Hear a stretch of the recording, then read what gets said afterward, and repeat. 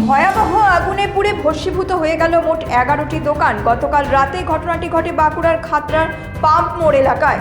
দমকলের 3টি ইঞ্জিন প্রায় 2.5 ঘন্টার চেষ্টায় অবশেষে আগুন নিয়ন্ত্রণে আনে। দমকলের তৎপরতায় অল্পের জন্য রক্ষা পায় পার্শ্ববর্তী একটি পেট্রোল পাম্প। বাঁকুড়ার খাতড়া পাম্প মোড় এলাকায় রাস্তার ধারের ফুটপাতে একের পর এক চা, জলখাবার, মাংস, মাছের দোকান রয়েছে। গতকাল রাত 2:30 নাগাদ কর্তব্যরত সিভিক কর্মীদের নজরে আসে পাম্প মোড়ের একটি দোকান থেকে ধোঁয়া বেরোচ্ছে। দ্রুত দমকলে খবর দেন ওই সিভিক কর্মীরা। স্থানীয় ও দমকল সূত্রে জানা গিয়েছে, দোকানগুলির কোনো একটি দোকানের মধ্যে গ্যাস সিলিন্ডার থাকায় সেই সিলিন্ডারগুলি ফেটে যায়, আর তাতেই খুব কম সময়ের মধ্যে আগুন পার্শ্ববর্তী দোকানগুলিতে ছড়িয়ে পড়ে। আগুন ভয়াবহ আকার নেয়। ঘটনার খবর শুনে আজ সকালে সেই স্থানে ছুটে যান রাজ্যের খাদ্য সরবরাহ দপ্তরের রাষ্ট্রমন্ত্রী জ্যোৎস্না মান্ডি ও স্থানীয় গ্রাম পঞ্চায়েতের পদাধিকারীরা। আগুনে ক্ষতিগ্রস্তদের পাশে দাঁড়ানোর আশ্বাস দিয়েছে স্থানীয় গ্রাম পঞ্চায়েত। দেখলাম ভোর রাতে এখানে 11টি দোকান ছিল, 15টির মধ্যে, তার মধ্যে 11টি দোকান পুরো পুড়ে ছাই হয়ে গেছে। সকাল থেকেই আমি আছি, এখনও আছি। কিছু জেসিবি ট্রাক্টর দিয়ে এই জায়গাগুলো পরিষ্কার করা হচ্ছে। তো এখানে সেলুন ছিল, জুতোর দোকান ছিল, চায়ের দোকান ছিল, পানের দোকান ছিল, ফলের দোকান ছিল, মাছের দোকান ছিল, আর হচ্ছে যে মুরগির দোকান ছিল। সব দোকানই এখন পুড়ে ছাই হয়ে গেছে। এবং প্রশাসনের দিক থেকে প্রশাসন নিশ্চয়ই কিছু একটা ব্যবস্থা করবেন, যেহেতু এখন ভোট চলছে।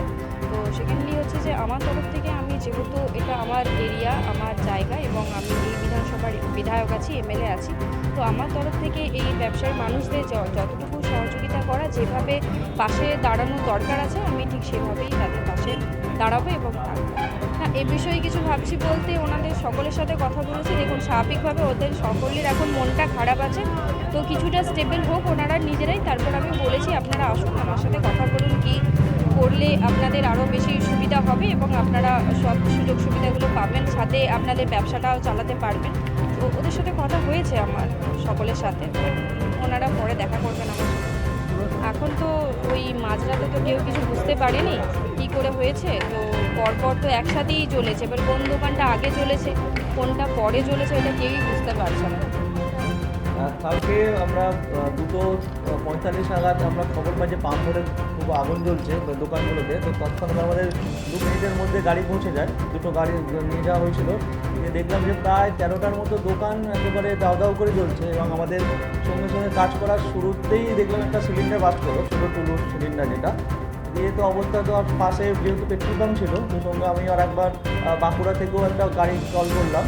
তো 3টে গাড়ি নিয়ে প্রায় 2.5-3 ঘন্টার চেষ্টায় কন্ট্রোলে আনা গেছে, এবং পেট্রোল পাম্পটা যে ছড়িয়ে পড়েনি পেট্রোল পাম্পে, সেটাই আমাদের মেন উদ্দেশ্য ছিল।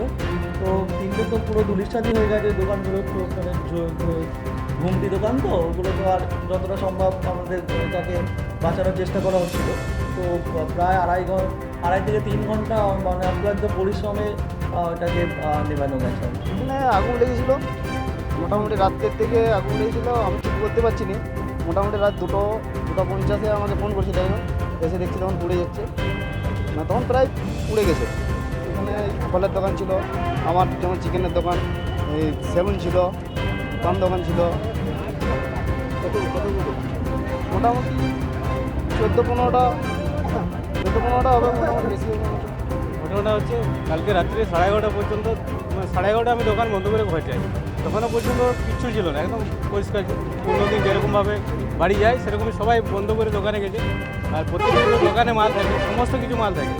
হঠাৎ করে রাত্রে 3টা নাগাদ আমাকে ফোন করে একটা দাদা, আর এখানে সিভিক টিভিকেও ছিল, ফোন করে আসার সময় দেখছি পুরো একদম আগুন, পুরো 13টা দোকান জ্বলছে, মানে সবাইকে সব পুরো একদম ধূলিসাৎ হয়ে গেছে। আমাদের তো এই দোকানই নির্ভর।